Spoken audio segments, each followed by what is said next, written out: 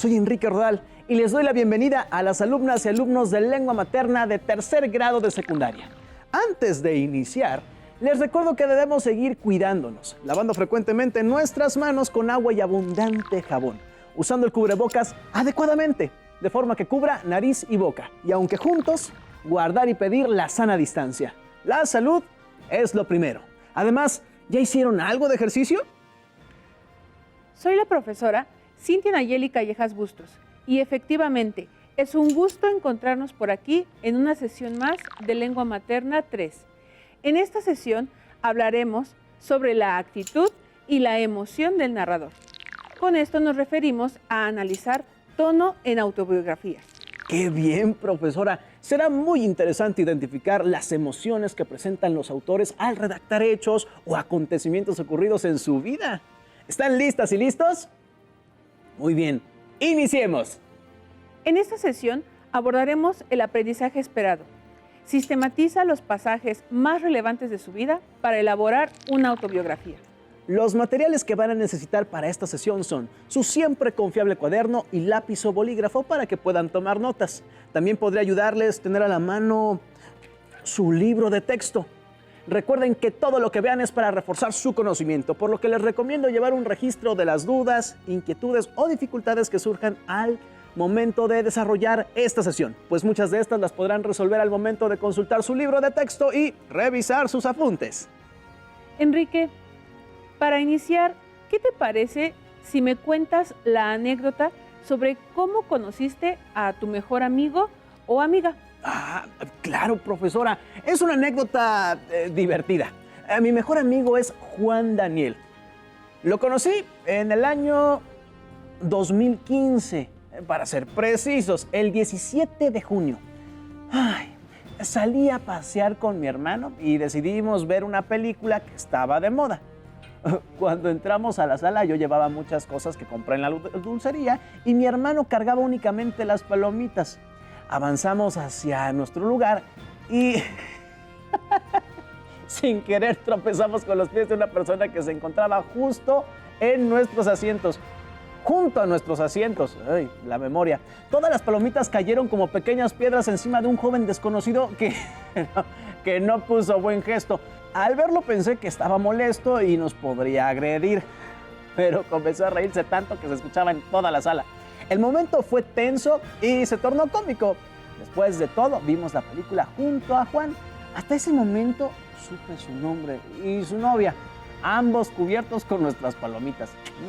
Desde ese día nos convertimos en grandes amigos y cada vez que vamos al cine recordamos ese momento y lo celebramos con palomitas. ¡Qué gracioso!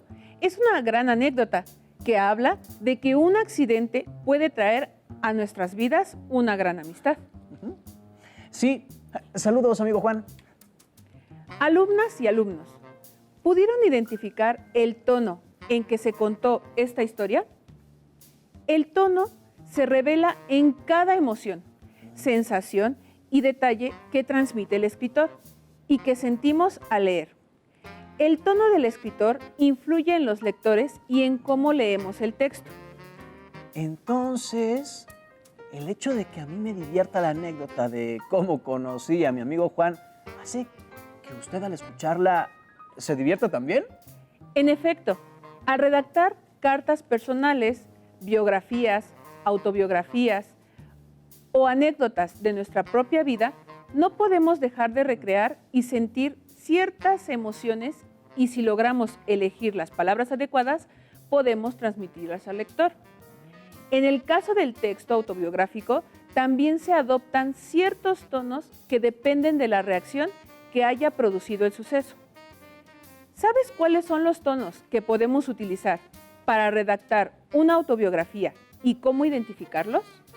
Pues desde luego, cómico como el de mi anécdota, pero también supongo que triste o alegre serán tonos, ¿no? Buena observación. ¿Qué te parece si revisamos en el Diccionario de la Lengua Española cuál es la definición de tono? Carácter o modo particular de la expresión y del estilo de un texto, según el asunto que trata o el estado de ánimo que pretende reflejar. Como puedes ver, el tono es la emoción principal del texto y lo da el autor de acuerdo con lo que llamamos estilo narrativo, que es la forma particular que elige cada escritor para contar una cosa. El estilo narrativo cambia de un escritor a otro y se construye con distintos elementos como los adjetivos. O sea, que una anécdota como la de mi amigo Juan la podría contar alguien más de otra forma, profesora. ¿Con otro tono? Así es, y por ello es importante que conozcamos los distintos tonos y aprendamos a identificarlos, para que al momento de redactar nuestro texto sepamos qué tono queremos darle y qué palabras debemos elegir para lograrlo. ¿Qué te parece si vemos los tipos de tono y sus características? Pongamos mucha atención, ya que necesitaremos esta información al momento de escribir nuestra autobiografía. Muy bien. Estos son algunos de los tonos más utilizados por los autores al momento de redactar textos autobiográficos. Tono humorístico. Todos los hechos son referidos de manera divertida y buscan causar identificación con el lector a través de la risa, a pesar de que dichos hechos puedan ser tristes. Tono irónico. Se cuenta algo usando las palabras o expresiones contrarias. Es un tipo de burla sutil. Tono nostálgico. Se relaciona el pasado con este tiempo mágico que no volverá. Generalmente se redacta transmitiendo tristeza y añoranza. Tono heroico. Se muestra como fundamental la valentía, la fortaleza y todas las cualidades positivas que le permiten al personaje principal salir adelante en situaciones adversas. Tono melodramático. En este caso, se exageran los efectos emocionales que tuvieron en el protagonista de la historia ciertos sucesos o eventos. Tono trágico. Se da mayor peso a la descripción de sucesos dolorosos vividos por el personaje. ¡Qué interesante, profesora! Ahora tengo ganas de contar la anécdota de Juan con cada uno de estos tonos. Sería un ejercicio muy divertido. En efecto, puedes hacerlo en otro momento. Pero ¿qué te parece si ahora leemos algunos fragmentos tomados de distintas autobiografías e identificamos el tono en que están escritas, para poder afianzar con ejemplos las características de cada uno de ellos? De acuerdo. Vamos a verlo. Leamos los fragmentos tomados de algunas autobiografías y analicemos cuál sería la respuesta correcta.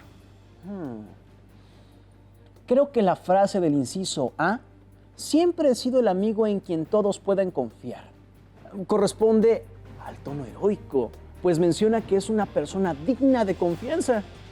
Muy bien, podemos identificar el tono en esta frase por la cualidad que se agrega al sujeto. Y la frase del inciso B, a los 21 años, faltándome 2 para terminar la carrera, decidí abandonarla para dedicarme a escribir. Las mujeres que había en casa pasaron 15 años lamentando esta decisión. Lo que nosotras hubiéramos querido, decían, es que fueras ingeniero. Más tarde se acostumbraron. ¿A qué tono corresponde? Es un fragmento más largo, pero creo que pertenece al tono irónico, pues menciona un deseo frustrado de las mujeres con quienes vivía y que el autor no compartía. Exactamente. Muestra dos ideas contrarias y establece una pequeña burla. Sí. Me está agradando mucho este reto. El inciso C, entre pollos, puercos, chivos, guajolotes, vacas, burros y caballos, di los primeros pasos seguido precisamente por un borrego que se salió del corral. Tal es mi antecedente de la angustia duradera que da color a mi vida, que concreta en mí el aura neurótica que... Este fragmento está relacionado con el tono humorístico. Ya veo, profesora, y creo que el fragmento que dice, escribí mi primera obra literaria a los 6 años y la segunda a los 23, las dos se han perdido. La respuesta de este inciso D podría leerse como tono trágico, pues señala con pena el hecho de no contar con sus primeras obras. Así es, transmite una sensación de dolor ante dicha situación. En cuanto al inciso E, mi padre intentó hacerme un tren de madera, pero no me di por satisfecho porque quería algo que se moviera solo. Así que consiguió un tren de juguete de segunda mano. Lo arregló con soldadura y me lo dio por Navidad, cuando ya tenía casi 3 años. ¿Qué tono le corresponderá? También tengo un recuerdo parecido y creo que se refiere al tono nostálgico. En efecto, ya solo nos queda el inciso F. No se preocupen, no voy a plantar aquí un árbol genealógico ni atender la arteria que me traiga la sangre plebeya desde el copista del Cid o en el nombre de la. Este fragmento corresponde al tono melodramático, pues manifiesta un hecho exagerado sobre su linaje. ¡Qué interesante! ¿Ustedes lograron identificar el tono de cada fragmento? Si no los identificaron de inmediato o no están tan seguros de sus respuestas, no se preocupen. Lo más importante que deben recordar sobre los tonos es que pueden utilizar ciertas emociones y expresiones coloquiales para transmitir el mensaje y que el lector tenga los elementos suficientes para ponerse en su lugar. Ahora que ya identificamos los tonos más comunes que se utilizan para redactar autobiografías, Enrique, ¿qué te parece si leemos la breve historia de mi vida del físico inglés Stephen Hawking y comentamos el estilo que utiliza el autor para plasmar los acontecimientos más importantes de su vida? Muy bien. Es un personaje que me parece muy interesante, profesora. Me gustaría saber más sobre él. Mi padre Frank procedía de una familia de agricultores con propiedades en Yorkshire, Inglaterra. Su abuelo, mi bisabuelo, John Hawking, era un granjero adinerado, pero compró demasiadas granjas y se arruinó con la depresión agrícola que se produjo a principios del siglo XX. Su hijo Robert, mi abuelo, intentó ayudar a su padre, pero también quebró. Afortunadamente, la esposa de Robert era propietaria de una casa en Boroughbridge, en la que dirigía una escuela, lo que reportaba unos pequeños ingresos. Así lograron enviar a su hijo a Oxford, donde estudió medicina. Nací el 8 de enero de 1942, exactamente 300 años después de la muerte de Galileo. Calculo que aquel día nacieron unos 200,000 niños más. No sé si alguno de ellos más adelante se interesó por la astronomía. Nací en Oxford, aunque mis padres vivían en Londres. La causa fue que durante la Segunda Guerra Mundial los alemanes habían pactado que no iban a bombardear Oxford y Cambridge, y a cambio los británicos no bombardearían Heidelberg y Gotinga. Es una lástima que este tipo de acuerdos civilizados no se extendieran a otras ciudades. Vivíamos en Highgate, al norte de Londres. Mi hermana Mary nació 18 meses después que yo y según me contaron no fue muy bienvenida por mi parte. Durante toda nuestra infancia existió cierta tensión entre nosotros, alimentada por la escasa diferencia de edad. No obstante, en nuestra vida de adultos, esa tirantez ha desaparecido porque hemos conseguido caminos distintos. Ella se convirtió en médico, para gran orgullo de mi padre. Mi hermana Filipa nació cuando yo tenía casi 5 años y era más capaz de comprender lo que ocurría. Recuerdo esperar con ilusión su llegada para poder jugar los tres. Era una niña muy intensa y perspicaz. Yo siempre respeté su opinión y sus razonamientos. Mi hermano Edward fue adoptado mucho después, cuando tenía 14 años, así que apenas estuvo presente en mi infancia. Era muy distinto de los otros 3 niños, pues no era nada académico ni intelectual, algo que probablemente fue bueno para nosotros. Pese a ser un niño más bien difícil, era inevitable cogerle cariño. Murió en 2004 por causas que nunca fueron esclarecidas adecuadamente. La explicación más plausible es que se intoxicara con los vapores de la cola que estaba utilizando para reformar su piso. Otro recuerdo temprano es el de mi primer tren eléctrico. Durante la guerra no se fabricaban juguetes, por lo menos no para el mercado nacional, pero a mí me apasionaban los trenes. Mi padre intentó hacerme un tren de madera, pero no me di por satisfecho, porque quería algo que se moviera solo. Así que consiguió un tren de juguete de segunda mano. Lo arregló con soldadura y me lo dio por Navidad, cuando yo tenía casi 3 años. El tren no funcionaba muy bien, pero justo después de la guerra, mi padre viajó a Estados Unidos y cuando regresó, en el Queen Mary trajo medias para mi madre, que por aquel entonces no se conseguían en Gran Bretaña. Una muñeca que cerraba los ojos cuando la acostabas para mi hermana, Mary, y para mí, un tren americano muy completo, con quitapiedras y una pista en forma de 8. Aún recuerdo la emoción que sentí al abrir la caja. Stephen Hawking fue un gran físico de esta generación y como podemos ver, su vida no fue tan sencilla. Vivió su infancia en plena guerra y eso lo marcó al momento de tomar las decisiones importantes de su trayectoria. Qué curioso que, a pesar de que se trata de alguien tan eminente, cuenta anécdotas y vivencias similares a las de muchas personas. Sus hermanos, los esfuerzos de sus padres, los regalos de Navidad. Claro, si sigues leyendo, podrás saber cómo llegó de tener una vida común a ser un científico extraordinario. Ahora, analicemos los elementos que utiliza el autor para escribir su autobiografía. Podemos identificar que utiliza un lenguaje cotidiano o coloquial, con la finalidad de expresar acontecimientos, pormenores, fracasos y momentos memorables de su vida. Por ejemplo, cuando menciona su fecha de nacimiento y denota que fue exactamente 300 años después de la muerte de Galileo, un reconocido astrónomo, como si dijera, no sé si todos los demás fueron astrónomos, pero yo sí, gracias a que nací ese día.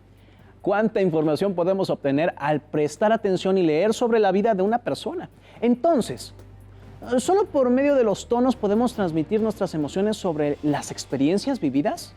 No exclusivamente.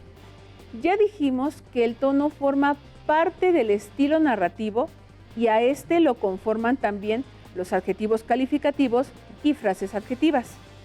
Estos elementos se relacionan con los tonos, pues puntualizan ciertas características sobre los acontecimientos que presenta el personaje. Recordemos qué son los adjetivos calificativos y las frases adjetivas.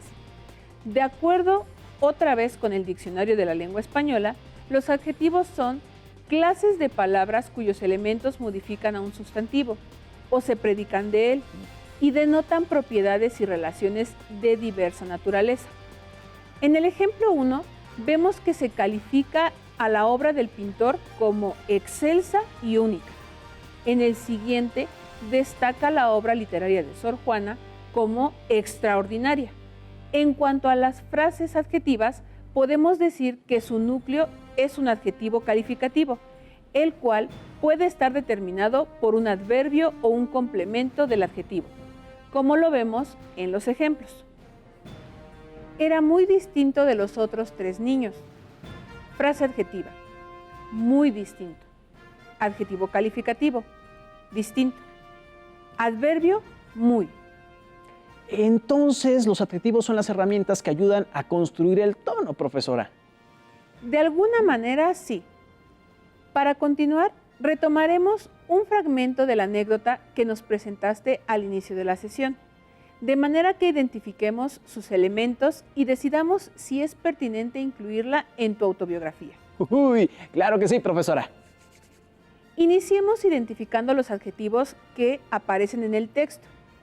Mi mejor amigo es Juan Daniel.